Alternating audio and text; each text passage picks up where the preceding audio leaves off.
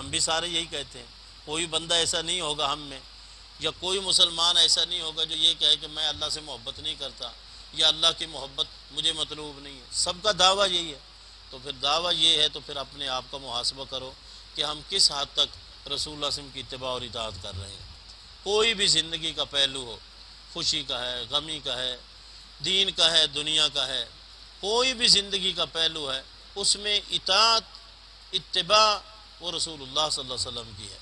جب آپ اتباع کریں گے، طبیعہ عربی زبان میں اس بچھڑے کو کہتے ہیں جو گائے کے پیچھے پیچھے رہتا ہے، اس کو طبیعہ کہتے ہیں۔ تو اتباع کا معنی کیا ہے؟ بس رسول اللہ صلی اللہ علیہ وسلم کے قول اور فعل کے پیچھے پیچھے رہو۔ جب آپ کی بات سن لی تو پھر مان لو، جب آپ کا کام دیکھ لیا، سمجھ آ گیا، بس پھر اس کو مان لو۔ اور یہی اتباع جو ہے، اس کے نتیجے میں اللہ کی محبت بھی ملے گی اور گناہوں کی بخشش بھی ہو جائے گی۔